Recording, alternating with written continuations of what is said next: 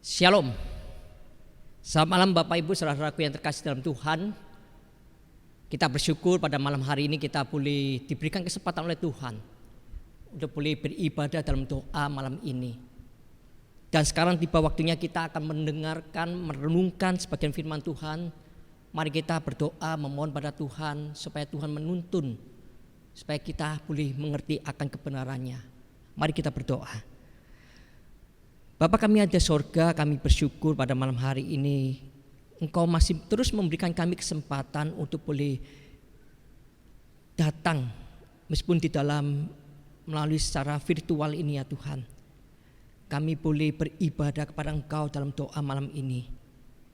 Kami bahkan saat ini sebentar lagi kami akan merenungkan kebenaran firman-Mu. Biarlah Engkau yang menuntun.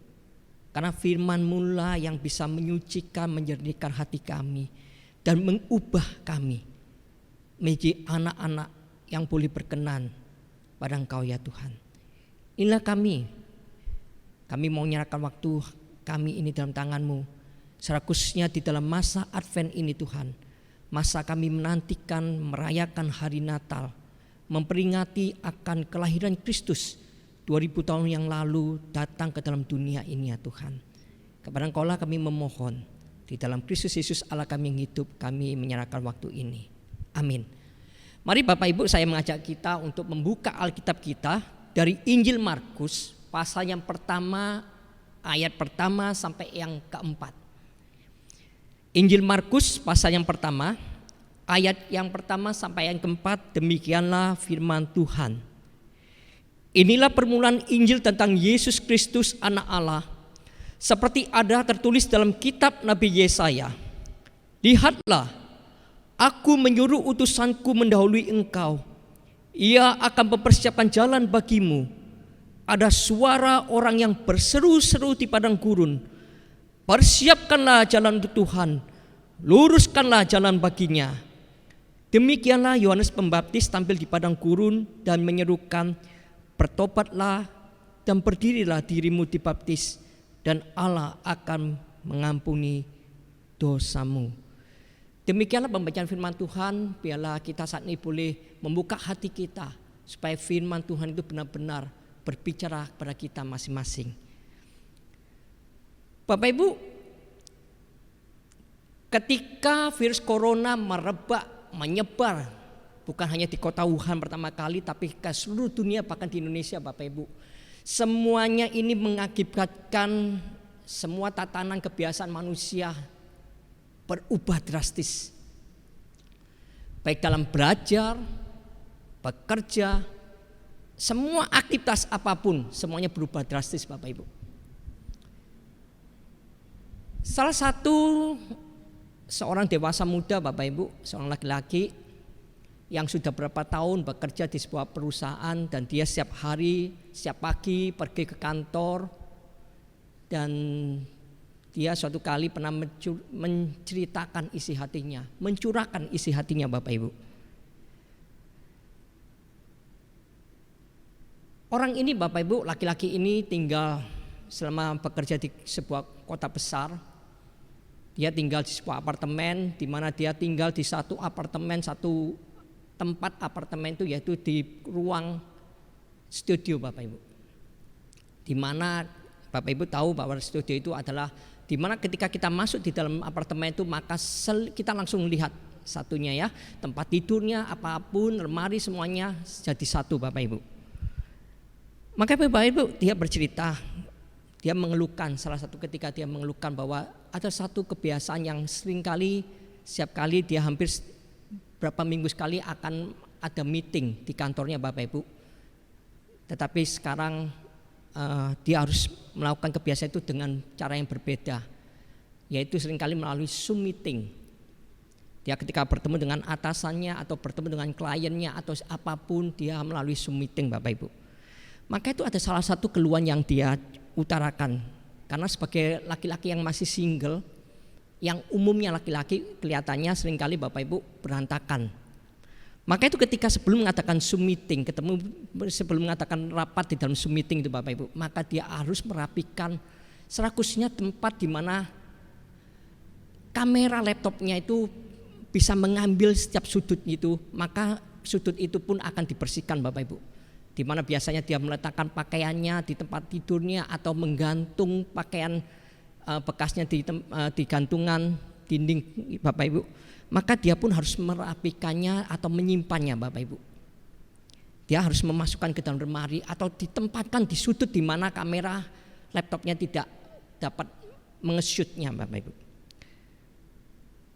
Bapak Ibu, kita secara jujur ketika kita bertemu dengan seseorang yang kita hormati, mungkin orang yang kita segani, mungkin pimpinan kita, atasan kita, atau pejabat, bahkan presiden Bapak Ibu. Ketika orang itu akan pergi ke tempat rumah kita, maka kita pun akan membersihkan. Bukan hanya satu sudut ruangan, tetapi hampir semua sudut ruangan kita akan bersihkan, kita rapikan. Bahkan pekarangan di depan rumah kita pun kita akan bersihkan. Supaya ketika tamu itu datang, atasan itu datang, ketika pimpinan itu datang, ataupun pejabat atau presiden sekalipun itu datang, maka tempat kita kelihatan rapi ataupun bersih Bapak Ibu. Tetapi Bapak Ibu, pertanyaannya adalah, sebagai orang percaya ketika kita menyambut hari Natal, apa yang sedang kita persiapkan?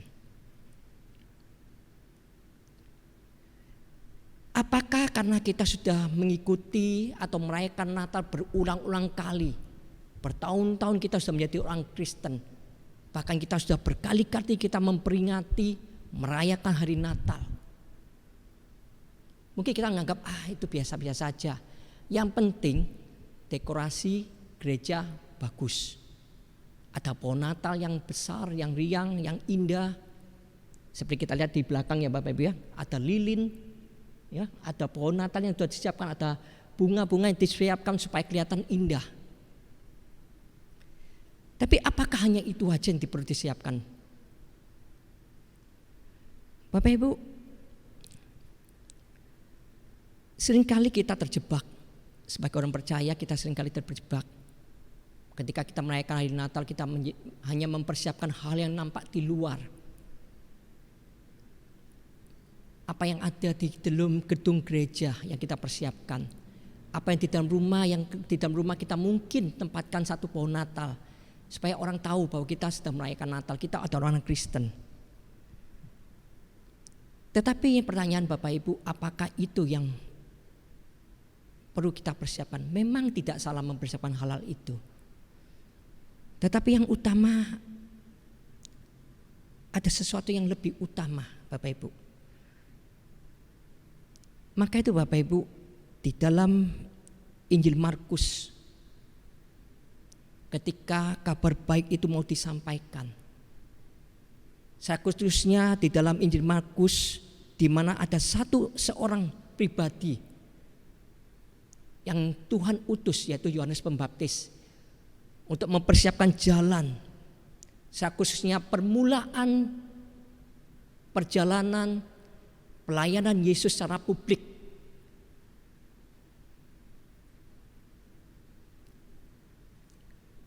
Di mana itu merupakan salah satu kabar baik yang ingin disampaikan oleh Tuhan Yesus.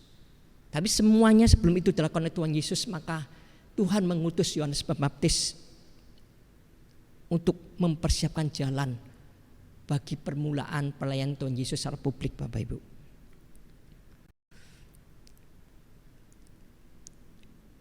Di mana Yohanes Pembaptis sedang mempersiapkan, secara khususnya orang-orang Yahudi saat itu, yang zaman saat itu Bapak Ibu sedang menanti-nantikan akan penggenapan janji dari Allah Yahweh. Secara khususnya yang dicatat di dalam kitab Yesaya, di dalam pasal 40, di mana disebutkan bahwa lihatlah aku menyuruh utusanku mendahului engkau, di mana ia akan mempersiapkan jalan bagimu. Orang Yahudi sedang menanti kedatangan seorang pribadi yang akan membebaskan mereka dari budak penjajahan Bapak Ibu. Khususnya pada zaman Yesaya, yaitu dari zaman Babel. Tapi ada zaman Yahudi, yaitu mereka menantikan kebebasan dari bangsa Romawi. yang saat itu sedang menjajah bangsa Yahudi, Bapak Ibu. Penantian masa-masa orang Yahudi saat itu, Bapak Ibu. Dan ketika Yesus sudah datang, sudah lahir, tapi secara publik dia belum memulai pelayanan, maka itu Tuhan sedang mempersiapkan seorang yang akan membuka jalan, yaitu Yohanes Pembaptis. Dan di mana Yohanes Pembaptis berseru, bertobatlah, bertobatlah, karena kerajaan Allah sudah dekat. Kerajaan Allah sudah dekat itu adalah suatu kabar baik bagi orang Yahudi. Dan itu sudah digenapi dengan kedatangan Yesus Kristus 2000 tahun yang lalu. Tapi mereka saat itu belum mengenal Yesus Kristus, Bapak Ibu. Maka itu Yohanes Pembaptis mengingatkan kepada orang-orang Yahudi saat itu bahwa kerajaan Allah itu sudah dekat, kerajaan surga itu sudah dekat. Bahkan boleh katakan kerajaan Allah itu sudah hadir saat itu. Tapi mereka belum mengetahuinya. Karena Yesus telah datang saat itu. Tapi Yesus belum memulai pelayanannya, Bapak Ibu. Maka itu Yohanes Pembaptis berseru-seru bagi orang-orang Yahudi saat itu. Bertobatlah, bertobatlah. Yohanes Pembaptis sedang menyiapkan hati setiap orang-orang Yahudi saat itu supaya mereka menyiapkan hati mereka untuk boleh menyambut kedatangan yang telah dijanjikan, yaitu seorang pribadi, yaitu anak Allah itu sendiri di dalam diri Yesus.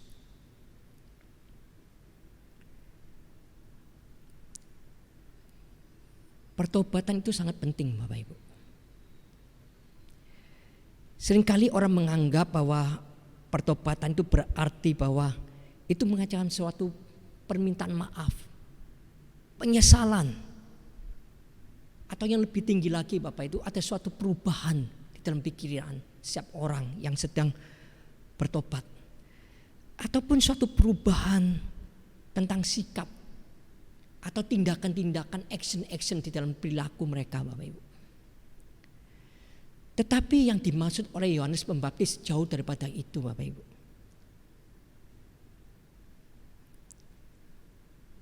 Pertobatan yang dimaksudkan oleh Yohanes Pembaptis termasuk oleh nabi-nabi yang pernah disuruhkan, baik oleh Nabi Yesaya, Yeremia, atau nabi-nabi ketika orang Israel dibuang di tanah Babel,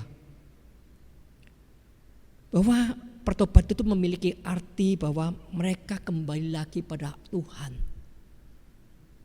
Mereka boleh bertobat atas pemberontakan mereka terhadap Tuhan, atas tingkah laku mereka yang menyakiti hati Tuhan. Kembali lagi pada perjanjian, covenant yang Tuhan telah berikan pada mereka. Ketaatan terhadap perjanjian, terhadap covenant itu, Bapak Ibu.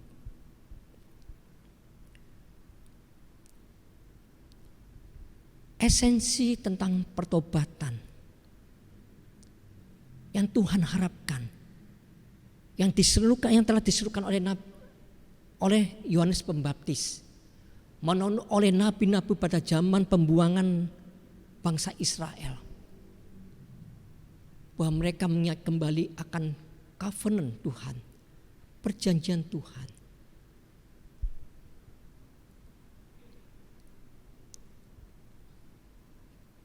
Kembali lagi untuk tidak lagi memberontak kepada Tuhan.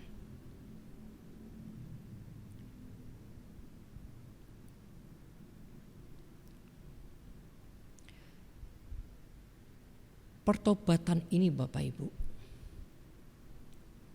ini merupakan esensi sekali untuk mempersiapkan orang-orang Yahudi saat itu untuk menyambut kedatangan Mesias, menyambut pelayanan Mesias,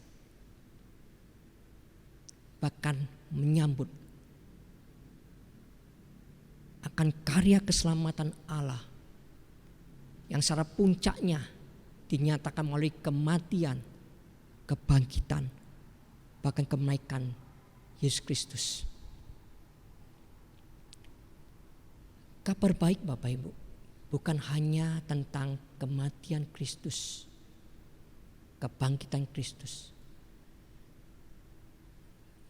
Tetapi kabar baik itu Bapak Ibu adalah salah satu merupakan paket di mana melalui kedatangan Kristus, melalui pelayanan Kristus secara publik menyatakan bahwa Allah hadir, kerajaan Allah itu hadir tengah-tengah bangsa Israel, orang-orang Yahudi. Dan juga melalui karyanya, melalui kematian dan kebangkitan, bahkan melalui kenaikan Kristus ke surga. Itu merupakan kabar baik. Itu satu paket yang tidak bisa dipisahkan Bapak Ibu. Maka itu Bapak Ibu, ketika Yohanes Pembaptis zaman itu berseru pada orang-orang Yahudi untuk mereka bertobat. Bertobat bukan hanya menyesal Bapak Ibu. Penyesalan belum tentu akan mendatangkan pertobatan. Tapi pertobatan pasti didahului oleh dengan penyesalan.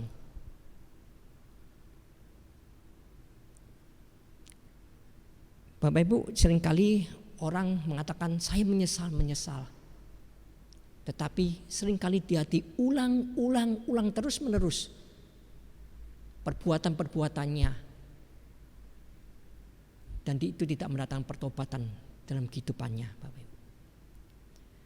Tetapi penyesalan yang mendatangkan pertobatan yang diharapkan oleh Tuhan, yaitu kita, hati kita mau kembali kepada Tuhan.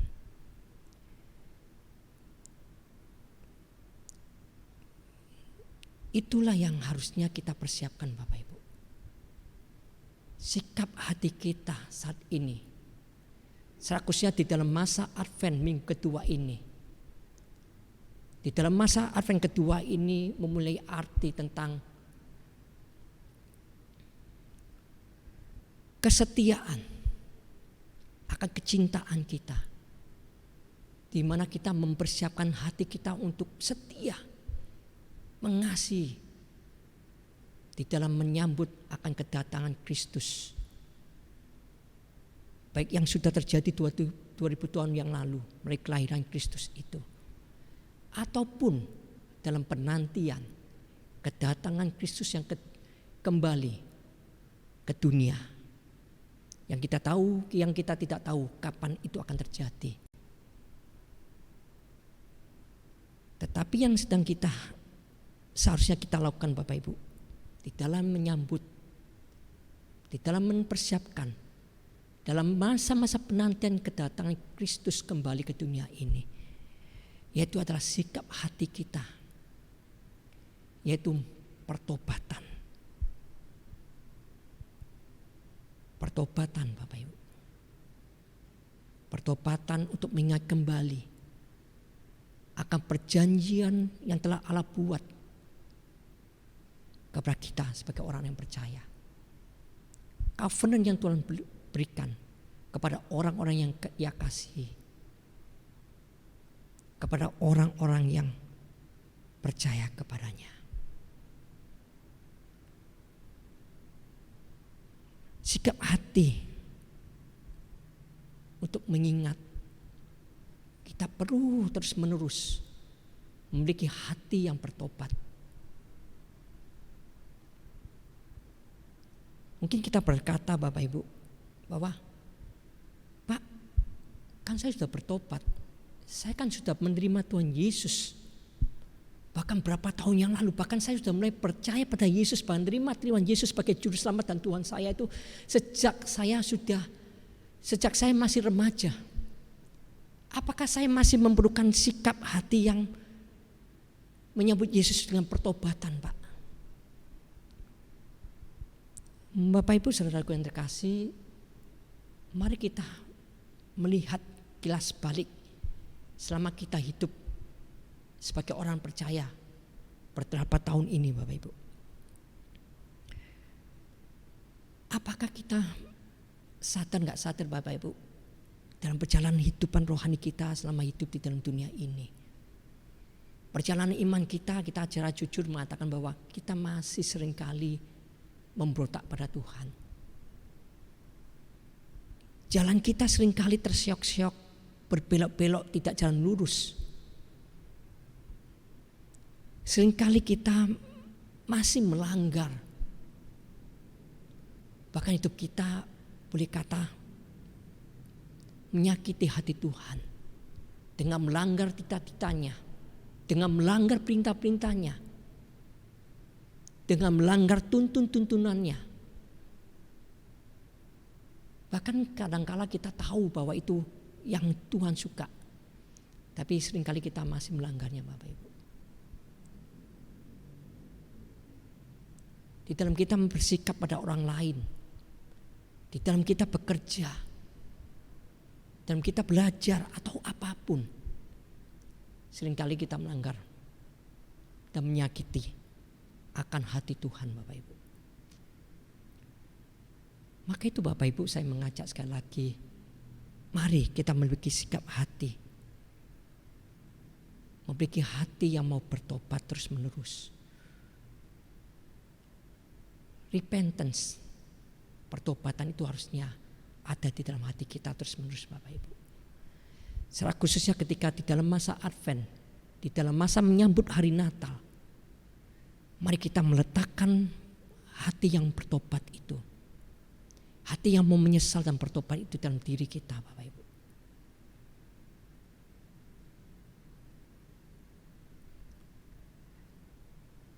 Sebagai penutup, Bapak Ibu,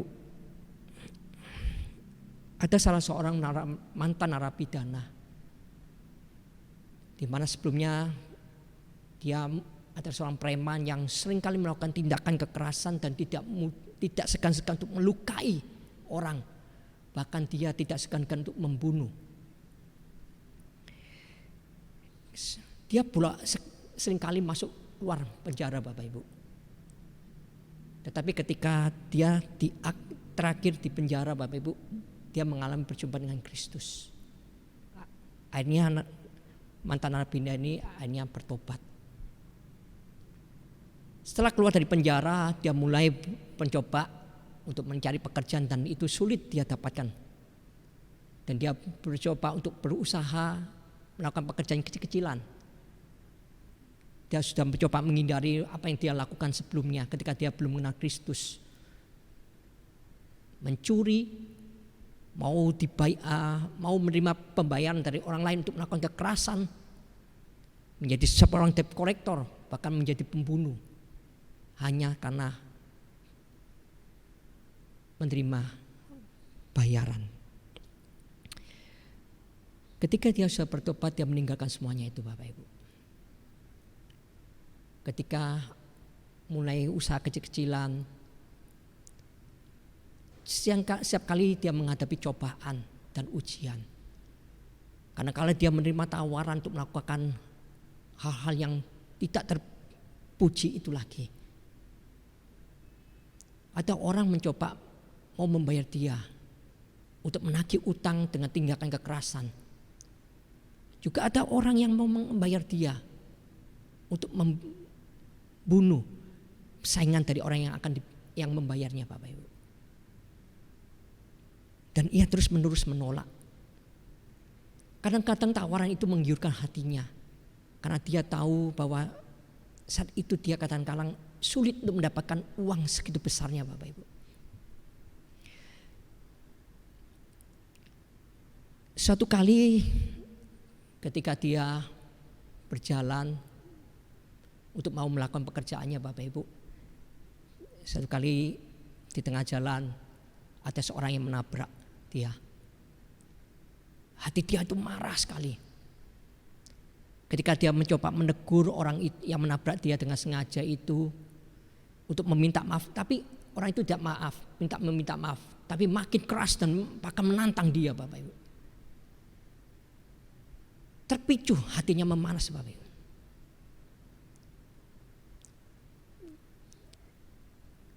Dan laki-laki ini, Bapak Ibu, memegang pakaiannya orang yang menabrak itu.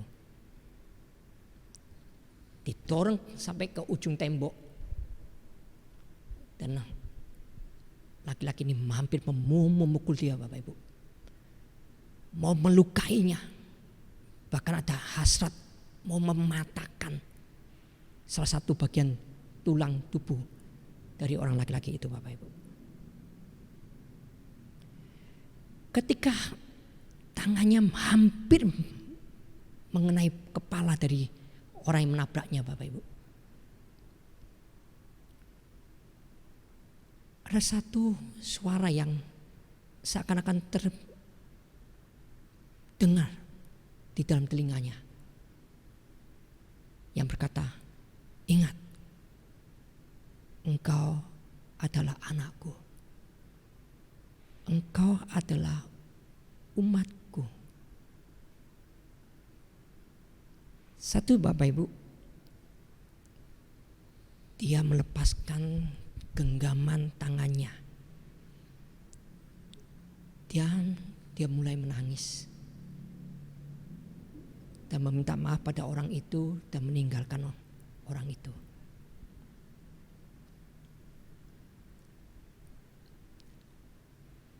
Mantan narapidana ini, Bapak Ibu, menyadari saat itu bahwa dia masih membutuhkan Kristus dalam kehidupannya. Di dalam kehidupannya dia masih seringkali ada hasrat untuk melukai orang lain, untuk kembali pada jalannya yang dulu, hidupnya yang dulu. Dan dia menyadari ketika kesehariannya dia lupa akan Tuhan, godaan untuk kembali pada hidup lama itu kembali lagi, menggoda terus mengerus. Maka itu dia menyadari, Bapak Ibu, dia membutuhkan Kristus setiap saat. Dia membutuhkan pengampunan Kristus. Dia membutuhkan hatinya dipenuhi oleh rasa pertobatan. Karena dia menyadari dalam kehidupan sehari-hariannya, dia seringkali menyeleweng daripada Tuhan.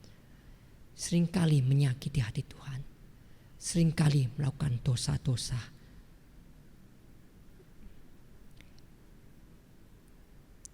Di sanalah dia membutuhkan Kristus. Di sanalah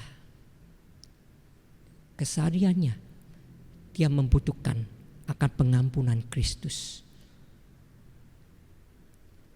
Juru selamat itu bukan hanya berlaku ketika ia pertama kali menerima Yesus Kristus sebagai juru selamat dan Tuhannya. Tetapi juru selamat itu dibutuhkannya hari demi hari. Karena dia adalah manusia yang lemah. Demikian kita, Bapak Ibu. Kita membutuhkan dia juru selamat dalam keseharian kita.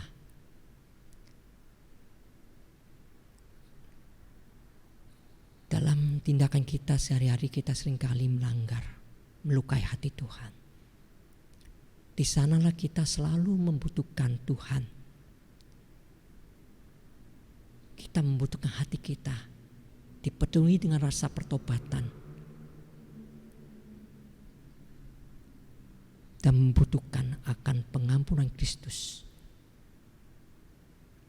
Dan sikap hati yang demikianlah yang sepantasnya lah yang kita siapkan di dalam menyambut kedatangan Kristus, di dalam menyambut akan peringatan perayaan hari Natal, hari kelahiran Kristus. Mari kita berdoa. Bapa kami yang ada sorga, ampunilah kami bila kami memiliki sikap hati di dalam menyambut akan hari Natal dengan hal-hal yang biasa-biasa, karena kami sudah terbiasa, sudah berulang-ulang kali, sudah bertahun-tahun, setiap tahun sekali kami menyambut hari Natal itu dan menganggap hal-hal itu sangat biasa-biasa saja seperti hari-hari biasa lainnya ya Tuhan. Kami hanya melakukan dekorasi-dekorasi yang indah di rumah kami, di gereja kami. Tetapi kami tidak mempersiapkan hati kami yang terdalam di dalam menyambut kedatangan Kristus itu.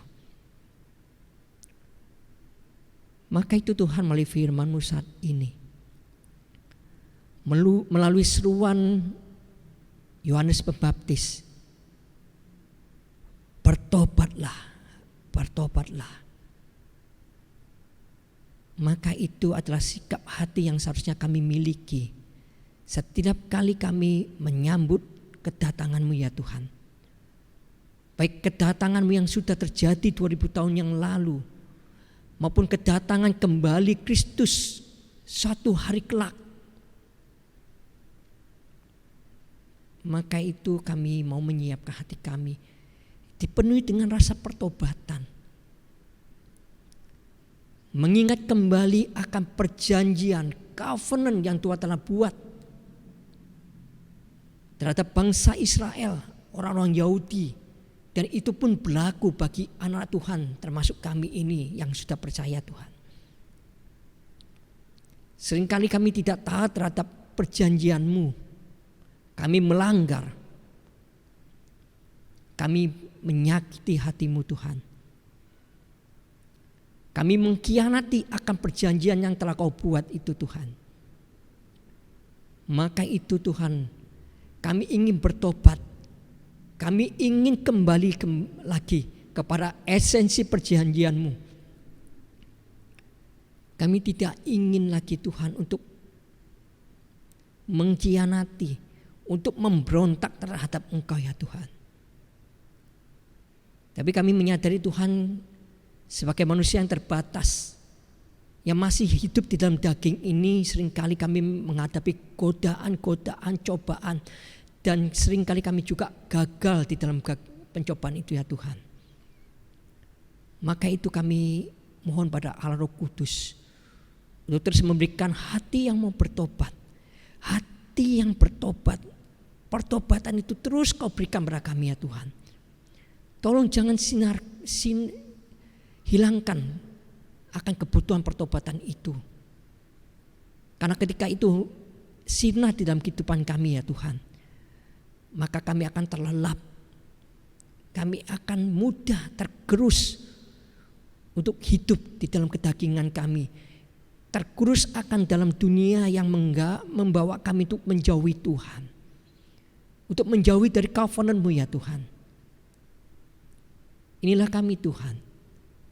Kami mau menyambut akan hari Natal dengan sikap hati yang mau terus-menerus bertobat. Terima kasih untuk malam hari ini Tuhan. Untuk malam kami boleh datang kepada Engkau, untuk boleh berseru kepada Engkau melalui doa-doa kami. Melalui firman-Mu kami boleh ditegur, boleh dikuatkan, boleh dihiburkan. Khususnya di masa-masa pandemi ini ya Tuhan. Di minggu Advent ini juga kami benar-benar mempersiapkan hati kami dalam menyambut kedatangan-Mu ya Tuhan. Terima kasih Tuhan untuk malam hari ini. Kami mau menyerahkan seluruh ibadah kami ini Tuhan di dalam tangan-Mu. Di dalam nama Kristus Yesus Allah kami yang hidup, kami berdoa. Amin.